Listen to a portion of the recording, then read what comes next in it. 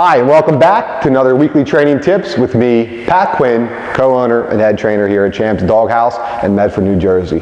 First, thank you so much to our friends over at Mount Laurel Animal Hospital for seeing the importance in dog training and the holistic approach to meeting your dog's needs. So what I want to speak about today is training with food, specifically with food, not with treats. There's a massive difference there.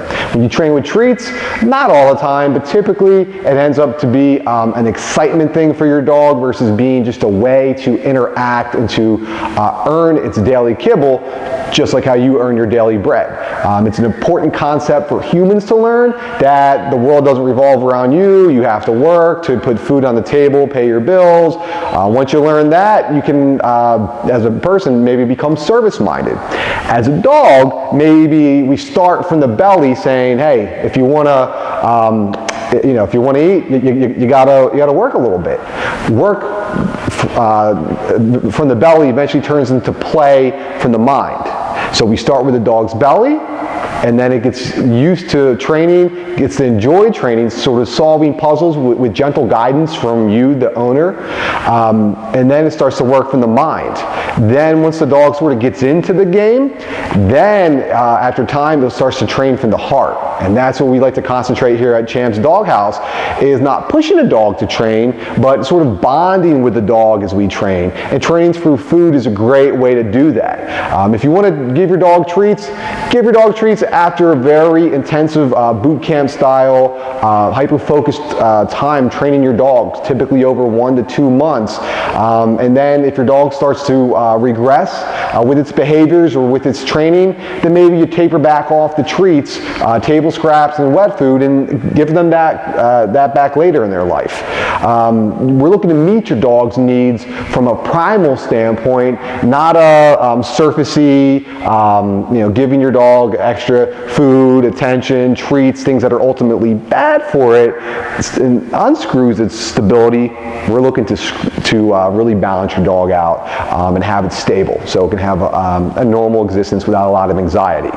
So, with that said, I want to talk about the payday theory with food-based training. And so what that means, and I'm going to use an example here at Champs Doghouse, is when you give your dog food, it's not an immediate thing. It's not like your dog sits and then boom, your dog gets that food.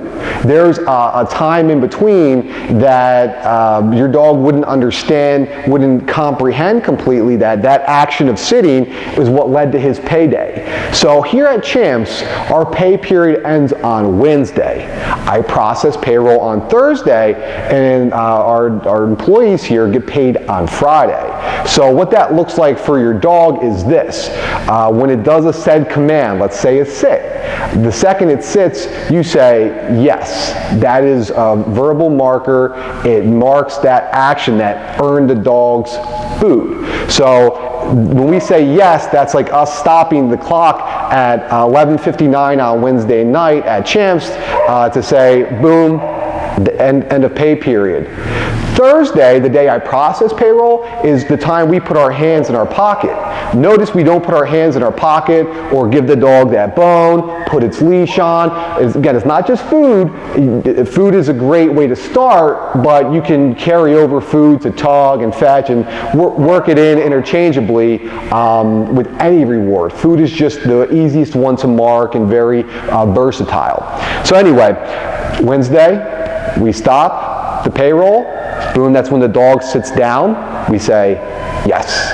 After we give that yes, that verbal, we then put our hands in our pocket, processing payroll, and then when we present and give the dog that food, it's paycheck Friday.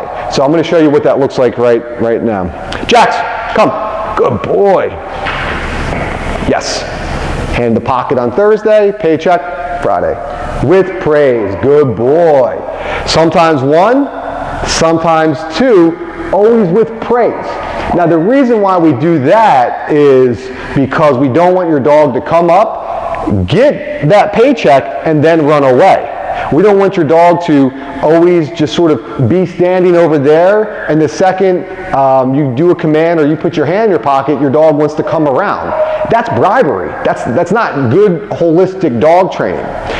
So it's very important that when you reward your dog, you do it in a systematic way, so that way we can start to talk about weaning out the food and having it be more based just on good understanding and your dog's natural drive to want to train from you from the heart. So this is a very important concept that most other training systems don't teach their clients. They skip over it, or the trainers, quite frankly, don't understand it, and where a lot of training, you can't really use it in the real world. And that's one of the differences here with the Champion dog training system.